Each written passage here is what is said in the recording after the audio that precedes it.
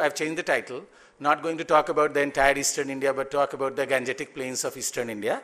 And also, so that means excluding Jharkhand, excluding large parts of Odisha, almost, especially the tribal areas, because I think the underdevelopment is very true for that region too, but the underlying problems and potential solutions are quite different, and I just didn't have a way to kind of tie it all together in one 20-25 minutes presentation.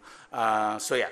And the other thing that I said is that I am from Bihar, so I'm going to claim a nativity premium here and talk more about my home state, because that's the region that I understand. So first thing that I want to start with is that agrarian stagnation, when we are talking today, this topic started 30-40, SR Sen report, 1980s started. Then it was that the rest of India was growing very fast, agriculture, and Eastern India was the one that was not moving. If you look at the more recent data, I'm just showing last 7 years data, agriculture is stagnant everywhere. There are some pockets and some short bursts of growth. Let's say there was in Gujarat in early 2000s, in recent year in MP. But if you look closely at the data, there has never been any area in the India where growth was good, decent, which I would say like 4% for a generation. And by generation, I mean 20-22 years of time. So by and large, agriculture has been stagnant in most parts of India, especially so in more recent years.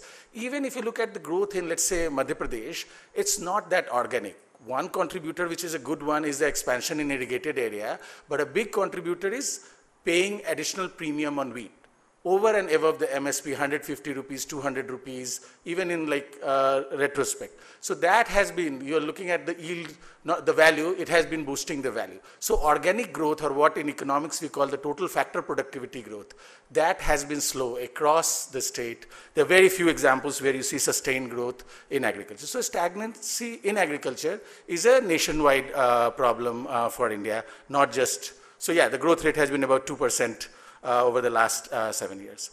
The problem with Eastern India, what makes Eastern India different, is how deep and how long the stagnation has been, and at a much lower level than, let's say, the rest of India, even north. So British bureaucrats, they would go around, take a transact and write interesting reports. So when I was in Kennedy School, I dug out this Anthony MacDonald report. He traveled all around Bihar. And in 1876, his report shows that rice yield in Bihar was anywhere from 500 kg to 1700 kg per hectare, and cropping intensity, roughly that he estimated, is 1.3. If you look at data 2018, rice yield in South Bihar is higher, but average state yield is around 2 tons, and in drought years it goes down to even 8 quintals per hectare, and cropping intensity still hovers around 1.4, 1.42, 1.43, 1.39. So 130 years, 140 years, and you're not seeing the biggest crop in the state, not much. In this period, population pressure has increased 5-fold. There has been major expansion in irrigation, groundwater mostly. High varieties, even in paddy, are become quite popular. Fertilizer use, there is almost exponential growth in Bihar, if you look at it, more than national average. So the two kinds of responses that in economics and literature has been thought about. One was the famous Malthus that all of us know about, that, I mean, whatever productivity growth you have, the population grows to account for it, and the doomsday prophecy. The other has been Esther Bostrup's very influential work in 1950s, where she said that population doesn't respond to the increase in productivity. Productivity increases in response to increasing population pressure on land. So she turned it around with a lot of historical and so in Eastern India, especially Bihar, but in many other parts of India, we are seeing that it's less Bosrup and more Malthus for various reasons. You are not seeing the increase in population pressure. This is the region with the highest, as Biswajit also mentioned, highest density of rural, not just rural population, but also rural poverty. It's also the highest density of farmers and farm laborers per hectare of land anywhere in the world, more than North China, more than Java, more than anywhere else in the world because of low urbanization, low industrialization, and we are still not seeing the intensification response. There are differences within Eastern India too, which I'll keep alluding to. For example, West Bengal, you see much higher levels. Bangladesh, if you consider it as part of EGP, which it is, you are seeing very high cropping intensity, but not in Bihar, not so much in Eastern UP, much less in Odisha and Chhattisgarh, Jharkhand. Those regions also have lower population density. The other problem is it's not just stagnant. is highly volatile. So this again I'm showing Bihar, but if I were to show Jharkhand, it would look very similar. West Bengal would not look. This is year-on-year growth rate. There are no 2 consecutive years of growth, positive growth in agriculture GDP of Bihar. 1 year of growth is always followed. It's like sine curve jaisa kuch hai, just more zigzag. So it's just not just high risk. It's not just low return and high risk. Normally we say high risk, high return. Agriculture in this region is high risk and low return business. And that's why when a situation assessment survey of farmers ask the question like, how happy are you with your current profession? You will see that the eastern states have the lowest happiness or satisfied with your current profession of farmers. And they also ask the regions. And these 2 are regions. They cite the regions, it's like high risk, low return. That's why we are not happy with what we are doing. There are other regions too, but these 2 are the top 2 regions. And with like, you can see the data. So it's stagnant and then volatile. It's not a stagnant and stable. Now, if you look at, there's an old literature on stagnation in the region, starting from permanent settlement. And there's this cute phrase that three regions ascribe to: floods, feudals, and Fabians. So mainly that what it means is the geography, the production relations, and then the public policies. So let's go over each of these. So could floods be a region? So definitely flood, and then Mala will talk in detail about flood, does change a lot of things, destroys capital, creates dependency, creates transient poverty, reinforces feudal structure because you have to depend on those 3 months to the feudal guys to provide you grains, care, etc. But if you compare South Bihar and North Bihar, for example, South Bihar doesn't get flooded. 6% of South Bihar gets flooded. 84% of Northeast Bihar gets flooded. For nearly half of Northwest Bihar gets flooded. But over time trends in, let's say, cropping intensity or even yields, you'll see that there's similar trends in both regions. Even when you look at rice wheat that covers around 70-75% of the gross cropped area in the region, the yields are higher in South Bihar. South Bihar is better off. Population density is also less. Migration from South Bihar is less than it is from North Bihar. But it's not like, South Bihar hasn't reached Punjab levels and North Bihar is not tribal. Like the differences are not as big. More than that, over time, South Bihar was always ahead. Even during British period, it was ahead. It had the rahats and the irrigation systems, etc. Pine, ahar pine and all that. So South Bihar was always ahead of North Bihar from Ashokan times, right? Or pre-Ashok, Magad times, Bimbisar's times. So, but the gap is not widening. So even flood is a big factor, but it's not the only factor. There are other problems, there are other issues in the region too. So semi-feudalism. I have a lot of issues with the semi-feudal argument that, like, first is that I am from the feudal side, so maybe I'm biased. I am a Bhumihar from Bihar. We are the classic feudal groups. The second, I think, is that this whole argument, the argument that flows from semi-feudalism about land and production relations is that you need land reforms. I think that if you think from a bureaucrat's point of view or from a politician who gets elected for 5 years point of view, it lets them off the hook. Like, hum kya karenge? Everyone agrees, rightly or wrongly, that land reforms are now impossible in the current political setup. Revolution hone wala nahi hai. So it just lets you off the hook. All the things that they can do, oh, wo to chalega nahi because this is Bihar, that won't work. There is, I don't know, Bhumihars or someone's. So I just think the things that they can do, they just get off the hook because, there's this big sitting gorilla, which everyone has now come to an agreement for some reason that cannot be moved. So I think it just gives a free pass to the bureaucrats and the politicians to get away with this unchangeable logic, cultural logic. Third is that there has been some attempts of half-hearted implementation. They have ended up hurting the tenants and the small farmers more because what people like my family did is immediately took back the land. You'll see there's been vast expansion in horticulture in Bihar. It's not because we're suddenly moving to high-value agriculture. It's just that we are just blocking that land and holding it as for its option value as a real estate. So when you do a half-hearted, half-baked type of tenancy reforms or land reforms, it ends up hurting the people that you're trying to hold. And the last, and I think the most important argument is that if you look at the most recent, what are the signs of semi-feudalism? That the guy who owns the land is not interested in maximizing productivity or profit. He or she, mostly he, is interested in maximizing power. And that he does through interlocked factor markets, not investing in agriculture, not using input intensification. If you see the recent data from this region, it has caught up and even gone ahead in fertilizer use, in machine density, etc. It has not reached Punjab level. It shouldn't even reach that level. But it is above national average in a lot of these things. Number of wells that have been sunk, number of diesel pump sets that have been put in. So a lot of investments, a lot of inputs have been put in. Again, and then wherever there has been opportunity, the same guy in Bihar would be growing a 40-year-old wheat variety and a single cross hybrid variety of maize in the same season on adjacent plots. So there has been a maize revolution, but in rice and wheat and many other crops you don't see. So there's enough evidence that shows that people are investing wherever the opportunity is. Even the tenancy relations are changing. So I think the context from 70s had changed. In 70s, the question was, why is productivity is low, why is the input use low in this region? The input use is no longer low. Overuse of urea, overuse of DAP, all of that is rampant in Bihar. So then the question was, why are farmers not intensifying input use? Now the question is, why are this in the secondary data, at least, or even in primary data, you are seeing intensive use of inputs, but you are not seeing it in the productivity data, in the net returns data. What is it that is going wrong? And a second question that follows from it, कि अगर return नहीं हो रहा है तो डाल क्यों रहा है? Why is like fertilizer use rising when the returns are not increasing? Or why are more and more people buying tractors? Pumping sets, you will see in Bihar data that there is a pump every 5-6 hectares, but each pump gets used less than 100 hours in a year. So why is this scarce capital being deployed so inefficiently? Or in a credit constrained, cash constrained economy, cash inputs are being used so intensively with seemingly very low marginal returns? And that's the question I think we haven't found answers to. So let's just go by different factors of production. So, and some of them are like perennial problem. One is this land holding. So for the longest time since Amartya Sen's work in 1950s, we know that in India and the rest of the world, small holders have more labor. So the land productivity, which is the scarcer resource, is higher for small holdings. But one wonders is like, is that even true to, like how small?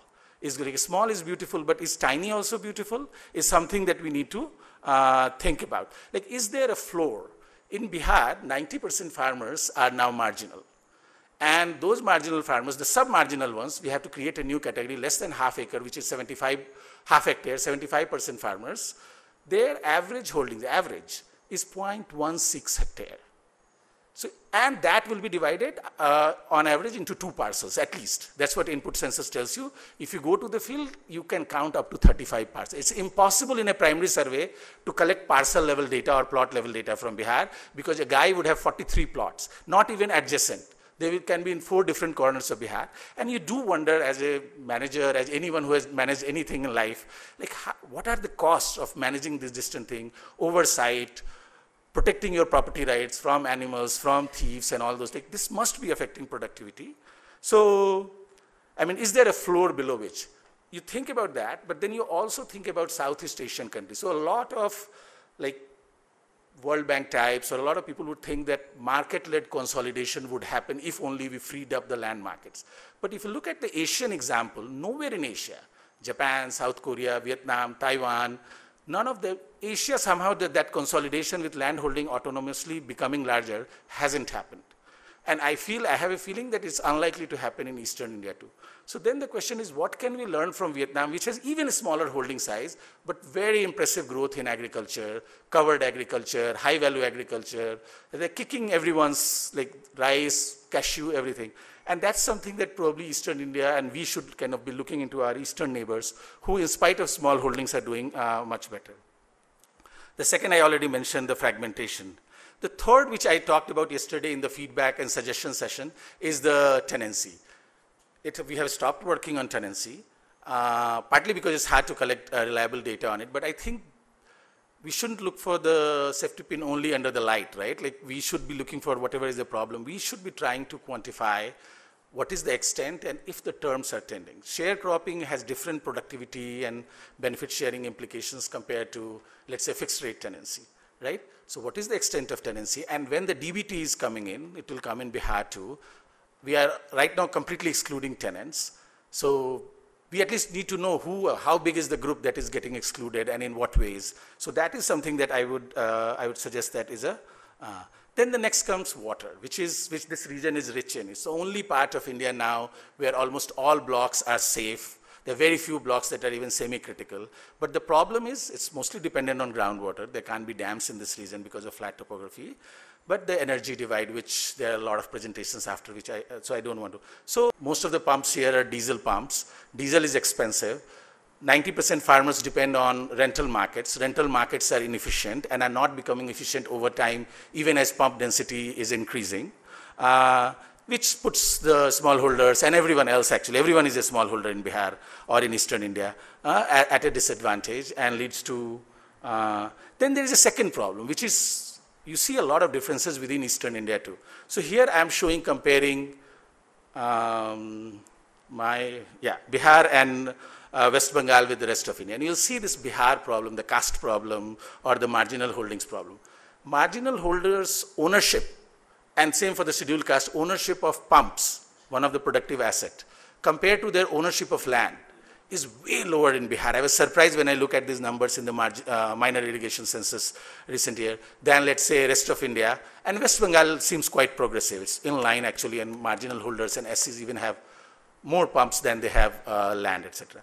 But in Bihar, I haven't looked at the other states. The data are in PDF and kind of too much work to translate it. But this is something that I didn't know about Bihar. I thought that everyone is getting pumped because pumps are low capital in this region. But you do see inequality in access. And it does show up in when you collect primary data too.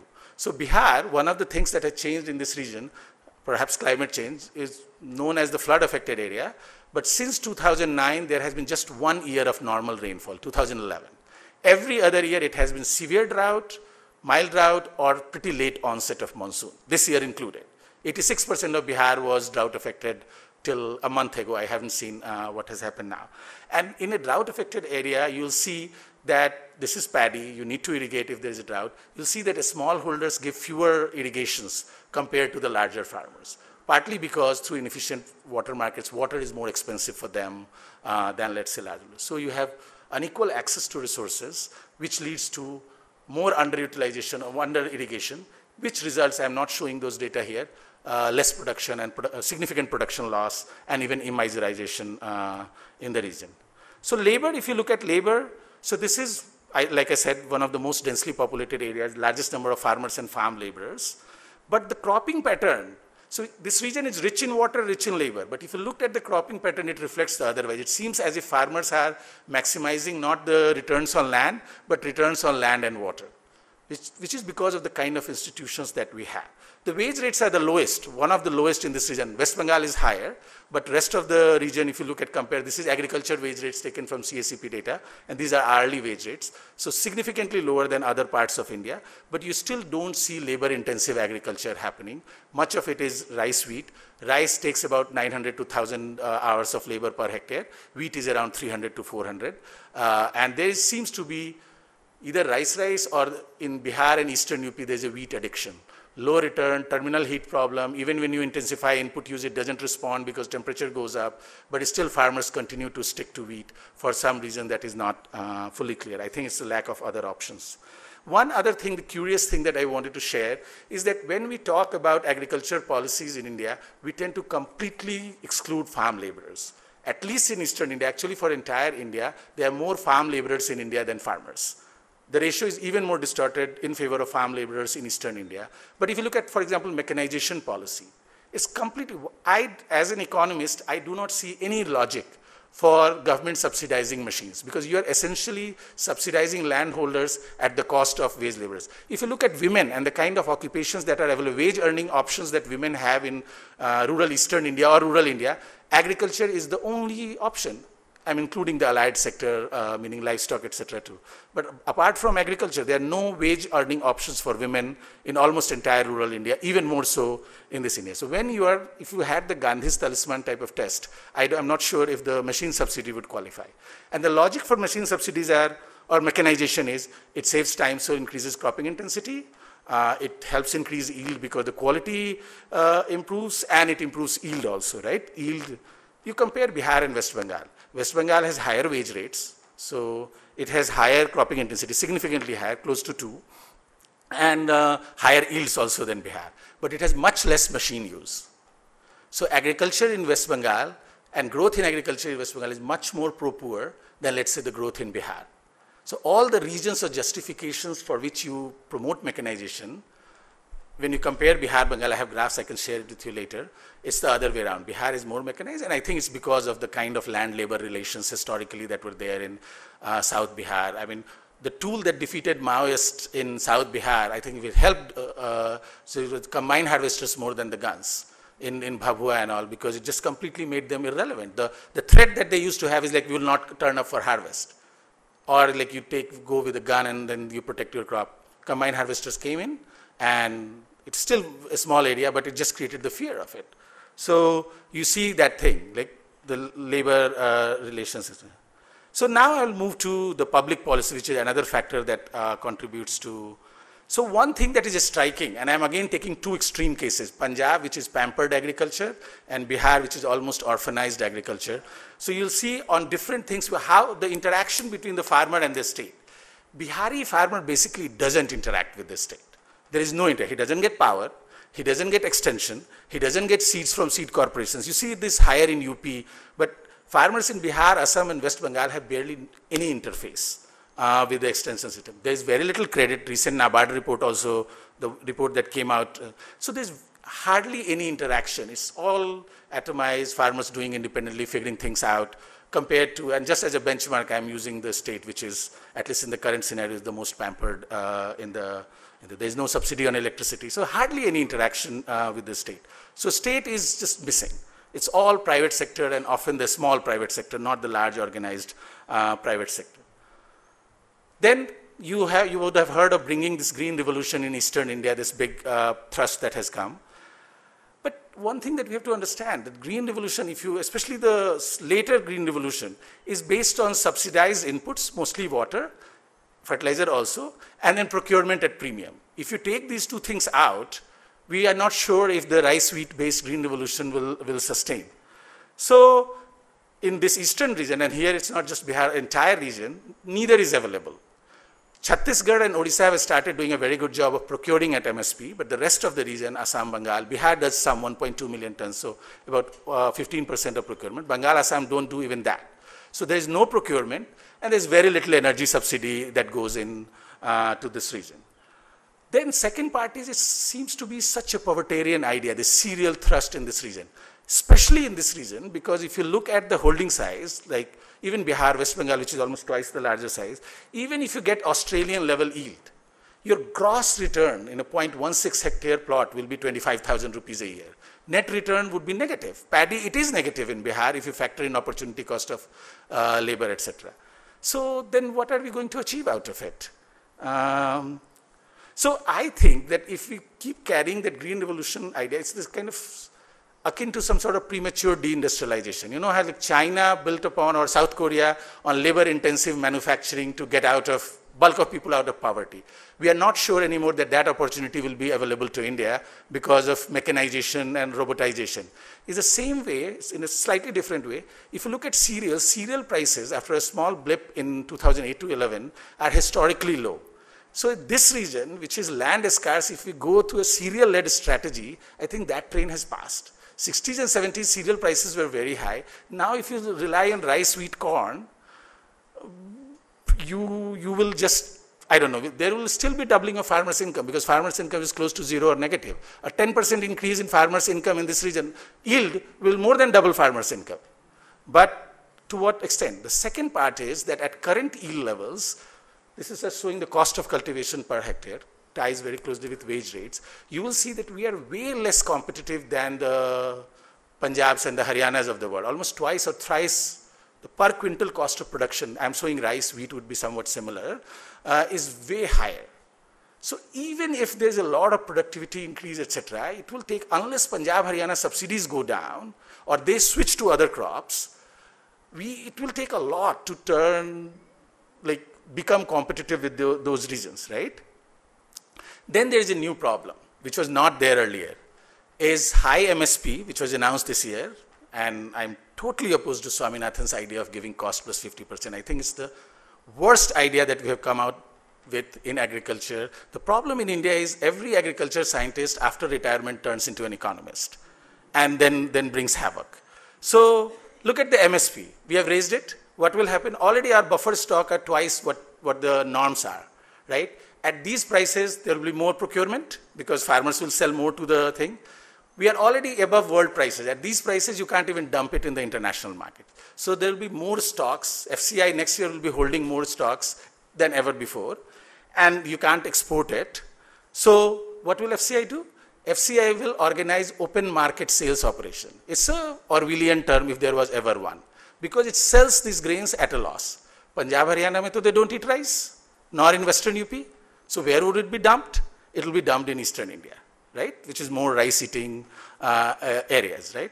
So you'll suppress price. Then on top of it, you have NFSA, National Food Security Act, which tries to cover 2/3 of the poor in rural areas. Since this area is more poor, so basically all households are covered. 86% in Bihar, 85% in Odisha, Chhattisgarh. So I'm just taking example of Bihar. The allocation and offtake of subsidized 2 rupee, 3 rupee grain in Bihar has increased by 2 million tons compared to in just 1 year, pre-NFSA, post-NFSA. That is 15% of Bihar's rice plus wheat production, a huge quantity. And Bihar is already close to self-sufficient. Paddy, we are self-sufficient in normal years. Wheat, they just like, thoda khasa raha hai, thoda loss hai. So basically what it does, and since we don't have a lot of procurement, so local production plus NFSA import, which I think is dumping, basically, is much higher now in Bihar than the domestic demand plus whatever we are taking out of the system through procurement. So I don't need to tell you that this would lead to price depression. It will be good for consumers. And more households are net consumers in Bihar than they are net producers. Good news for consumers, rice wheat will be available at lower prices. But for producers, it will suppress prices, it will kill incentives. The problem with rice wheat is that sasta hone se consumption बढ़ता नहीं है. The demand is pretty much inelastic and the trend is going downwards with rising incomes. So NFSA is going to be a big problem for Bihar. We'll see when the more data becomes available. So it's basically dumping of cheap grains in this region on top of the OMSS operations that will also bound to happen. So unless we smuggle it to Nepal and Bangladesh, which will hurt their farmers, we are doomed. And there's only so much we can smuggle to Bihar and, Nepal and Bangladesh. Then there is this. Then there is we did recently, I created a kind of World Bank's come with the ease of doing business index. So I tried to create an index of ease of doing agribusiness and just put together some indicators. There, if you compare Eastern India and rest of India, on almost all infrastructure indicators, we are way behind. And especially when you look at credit, roads also, because some parts of Eastern India, and this includes also, I think, Northeastern India, power, credit, roads. These three, and if you don't have power, forget that there will be cold storages, etc. You have cold storages coming up in a big way in West Bengal, where rural power supply has improved a great deal. But if you're trying to have any processing industry or cold storage with generator, you're not going to be able to compete with, let's say, West Bengal farmers or even Eastern UP where power situation is. So the imperative in this region would be to move to high value crops, high value agriculture, but all the things, market density, the quality of markets. We also created an indicator of what is available in a market yard in MP looks very different from a market yard in Bihar or even Odisha. So the qualitative difference in the market yard and the way the processes happen. So this is only quantity. If you add quality, the gap is even larger. So all the things that you need for high value agriculture are not there. You will need these things. State cannot withdraw from, state has a role to play in thing. And this whole thrust on deregulation. So in 2006, what government of Bihar did is completely abolished APMC Act. We did a study of what was its impact on farmers. And you don't see any benefits because the hope was when you take away regulation, then the private sector will pour in, private markets will be created. It didn't happen in Bihar. It happened on a larger scale in any state of India. And wherever even private markets have come, they have struggled to kind of thrive for various reasons. So there is no shying away from making a big public investment like we did in Pradhan Mantri Gram Sadak Yojana for roads. Similar one in electricity, markets, and other things are very much needed, without which I think. So just to wrap up, what are the thrust areas? I just highlighted some of the problems. There are more that we can work on. So one is, I think, one that government of Bihar, instead of asking for special packages and this and that, and Bengal and Assam, all three, Jharkhand also, first thing that this season they should be working hard on is increasing their procurement. If Bihar increases its procurement from its current level to the level that it gets from NFSA, it will be a transfer of 10 billion rupees from center to state. Gift. that Bihar is foregoing. Similar, it would be higher in West Bengal because production is higher. It will be significant. So this money that is there on the table that these states can claim, it's just the states are not getting. I won't even blame center here. Chhattisgarh and Odisha have done. They have all the same problems, small holding, low marketable surplus and all. They have managed to do it, right? 5 million tons each in both. That's the first order of business that should be there for government of Bihar, government of Assam, government of West Bengal. This season, if they can put together a system, there'll be billions of rupees being transferred to the poor farmers, and it could be more effective farmer welfare scheme than anything else that I can think of in a short term. So that's first, I think that should be like immediate. The second is the nature of energy irrigation nexus. You'll see that across India, power doesn't flow naturally. Electrons don't flow to rural areas autonomously. The farmers have to fight for it. And there's some reason, which I think we have been thinking about in ITP for years. For some reason, Eastern farmers who started farm rebellions and farm mobilization against British period, in the post-colonial period, post-independence, apart from Tibhaga movement, there hasn't been any significant farmers mobilization in the entire region. It's a highly politicized region, but somehow farmers don't come together to ask for things that the rest of India, they ask for. Not electricity, not public procurement, not better markets. That mobilization has not happened. I think the caste equation trumps the farmers forming like a class consolidation or I don't know, professional group consolidation of that sort. Had just not happened in this region, even though it's happening in just the neighboring states. Even migration is not bringing that learning back. They're learning the technologies. They're not learning how to come together in an informal way to demand all these concessions from the states, like Punjabis do, like Haryanvis do, like Western UPs do. That skill is not being absorbed. The second is investment in market infrastructure. There's been, like I said, there's been little private investment in Bihar, but also in other states in spite of deregulation and other things. And what it has led to is it only led to market fragmentation. Except in commodities, like for example, in maize where Bihar is a known export hub, it helped farmers because farmers could deliver straight to the Mal Godam and all, and it increases their return. But all other crops, it only led to market fragmentation, increased cost of price discovery. It didn't help smallholders at all. So, and the second part is that this region, I feel, would need some form of farmer aggregation or produce aggregation because which is more efficient. Aggregation is happening, Adhatiyas are doing it. Something which is more farmer friendly and more increased, but I don't want to say FPO is the solution. God knows what is it, but that is needed. I just don't see a way out without it.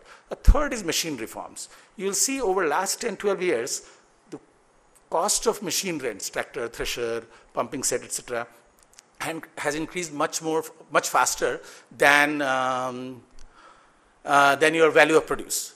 So machines, and like I showed in Bihar, but in other areas too, machines are going because of the way subsidies and credit policies are designed to the farmers who already have land. So it is and then the markets are not always efficient, not always competitive. So the machine ownership disparity in that is reinforcing the inequalities due to the land ownership. And there I think a rethink is needed. We need to trust what Tushar has been arguing, that instead of focusing on land reforms, which is a non sequitur basically, let's focus at least on something that is doable, machine reforms. And instead of giving machines only to the landowners and the rich, why don't we give machines to Dalits, near landless, in areas where it is possible, in tribal areas, even women groups, and they will be more aggressive machine rent service providers. A second idea that I think time has come to try is that what we are seeing, and I'm not showing the graphs here, is that capital subsidy is not leading to, even though machine density is increasing, markets are not becoming that much more competitive. Why don't we give first user subsidy or the user subsidy?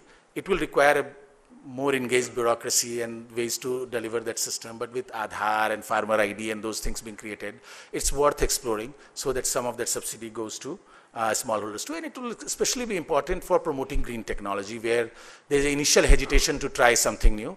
You would be think of it not as a subsidy but as an incentive to try, let's say, zero till or whatever is good for the ecology and the farmer. So first use subsidy is something that I think we should pilot and see if it is workable on a scale or not. The last point I'm saying is that Bangladesh has no machine subsidy. What they did in 90s after they had the big cyclone is they freed up imports, removed all regulation. We are incredibly patronizing when it comes to technology transfer to farmers. So cell phone causes cancer, but no one meddles into that. But GM could cause God knows what. We don't know. All that we know, it doesn't cause anything. but there's so many regulations. In Bihar, in UP, if you want a solar pump, then you have to have a submersible pump, even if you don't need it. So patronizing, like what should be given, what quality, etc. We don't trust farmers. Bangladeshis did away with all regulations, all engineering regulations, everything. And you go today to Bangladesh, I did a comparative study between Bihar, West Bengal and Bangladesh. Diesel is more expensive there, but even then, more smallholders are likely to own machines there. They work with smaller machines because the holdings are small. And machine rents, even though diesel is more expensive in Bangladesh, are lower there than, let's say, Bihar or West Bengal.